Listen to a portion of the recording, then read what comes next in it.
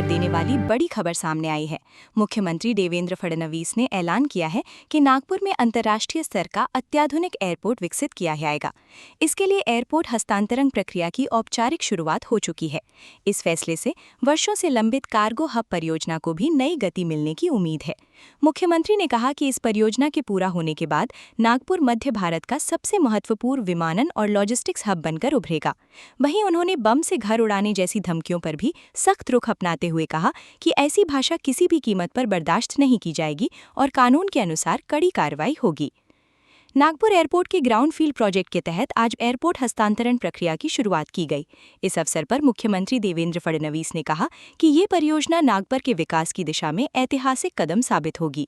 उन्होंने बताया कि इस प्रोजेक्ट के जरिए शहर को अत्याधुनिक सुविधाओं से लैस विश्व स्तरीय अंतर्राष्ट्रीय एयरपोर्ट मिलेगा, जिससे नागपुर की पहचान वैश्विक विमानन मानचित्र पर और मजबूत होगी। मुख्यमंत्री ने इस महत्वपूर्ण परियोजना के लिए प्रधानमंत्री नरेंद्र मोदी और केंद्रीय नागरिक उड्डयन मंत्री किंजरापू राममोहन नायडू का आभार व्यक्त किया। उन्होंने कहा कि महाराष्ट्र सरकार के प्रस्ताव को केंद्र सरकार ने मंजूरी दी है और अब जीएमआर के माध्यम से इस महत्वाकांक्षी परियोजना को साकार किया जाएगा। कि नागपूर विमानतळाचा ग्राउंडफील्ड प्रोजेक्ट ज्यामध्ये अतिशय आधुनिक अशा प्रकारचं विमानतळ होणार आहे, 2 रनवेज होणार आहेत। अशा विमानतळाच्या आज हस्तांतरणाचा कार्यक्रम या ठिकाणी होतोय।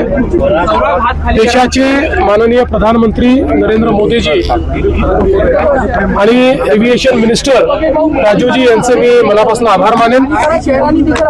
महाराष्ट्र सरकारचे हा जो प्रस्ताव पाठवला होता त्याला केंद्र सरकारने मान्यता दिली आहे आणि आता अतिशय आधुनिक अशा प्रकारचा एअरपोर्ट हा नागपूरला जीएमआरच्या माध्यमातून या ठिकाणी तयार होणार आहे।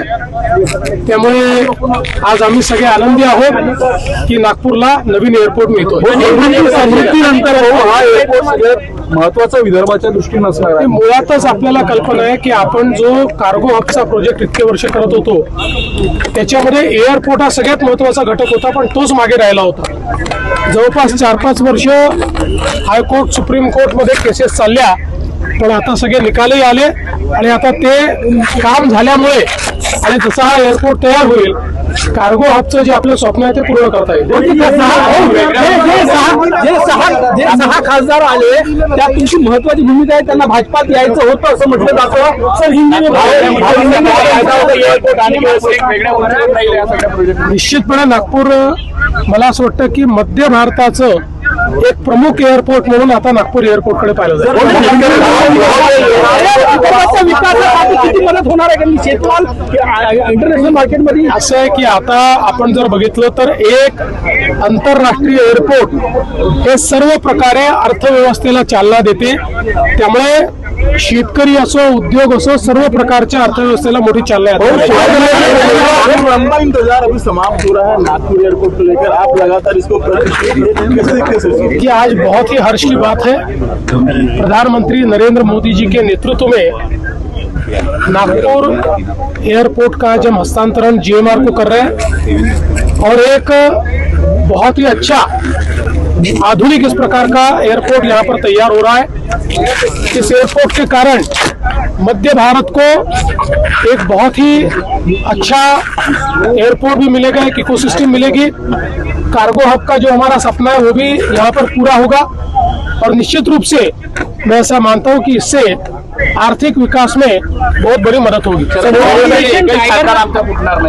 ऑपरेशन टायगर नंतर तुंबातुंबीची भाषा होते। संजय राऊतांनी देवेंद्र भारतींना पत्र पाठवलं आहे की माझ्या घर बॉम्बने उडवून देण्याची धमकी दिली जाते। दिना पाटील कोणाचंही घर बॉम्बने आम्ही उडवू देणार नाही आणि पोकळ धमक्यांना कोणी घाबरूही नये आणि कोणी धमक्या देत असेल तर त्याला पोलीस योग्य उत्तर देतील।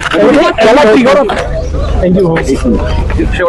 देवेंद्र फडणवीस ने बताया कि नागपुर को कार्गो हब के रूप में विकसित करने की योजना कई वर्षों से लंबित थी। एयरपोर्ट से जुड़े प्रशासनिक और न्यायालयीन मामलों के कारण परियोजना आगे नहीं बढ़ पा रही थी, लेकिन अब सभी कानूनी बाधाएं दूर हो चुकी हैं। इसके साथ ही कार्गो हब के विकास का रास्ता पूरी तरह साफ हो गया है। मुख्यमंत्री ने विश्वास जताया कि इस परियोजना से नागपुर देश के प्रमुख एविएशन, लॉजिस्टिक्स और कार्गो केंद्रों में शामिल होगा। इससे व्यापार, उद्योग, कृषि निर्यात, निवेश और रोजगार के नए अवसर पैदा होंगे। साथ ही विदर्भ सहित पूरे मध्य भारत की अर्थव्यवस्था को बड़ा लाभ मिलेगा और नागपुर का रणनीतिक महत्व भी बढ़ेगा। इसी दौरान मुख्यमंत्री देवेंद्र फडणवीस ने हाल ही में सामने आई धमकी वाली भाषा पर भी कड़ी प्रतिक्रिया दी। उन्होंने कहा कि किसी का भी घर बम से उड़ाने जैसी धमकियां देना पूरी तरह अस्वीकार्य है। उन्होंने स्पष्ट किया कि लोगों को ऐसी खोखली धमकियों से घबराने की जरूरत नहीं है। यदि कोई व्यक्ति इस प्रकार की धमकी देता है तो पुलिस कानून के तहत उसके खिलाफ सख्त और उचित कार्रवाई करेगी। कॅमेरामॅन सचिन के साथ सनी भोंगाडे, शंखनाथ न्यूज, नागपूर। हेच आपल्या स्वप्नातलं घर आहे। पण कसं होईल? तुमच्या सोन्याने. सोन्याने? हो, सोना काय करू शकत नाही. भारतातील सर्वात मोठ्या gold loan NBFC Muthoot finance कडून गोल्ड लोन घ्या आणि बस गृहप्रवेशाची तयारी करा. नमस्कार करते. बघितलं, सोना काय करू शकत नाही. कॉल करा 1-800-313-1212 भारतातील सर्वात मोठ्या gold loan NBFC Muthoot finance कडून गोल्ड लोन घ्या आणि मग पहा सोना काय करू शकत नाही. कॉल करा 1-800-313-1212.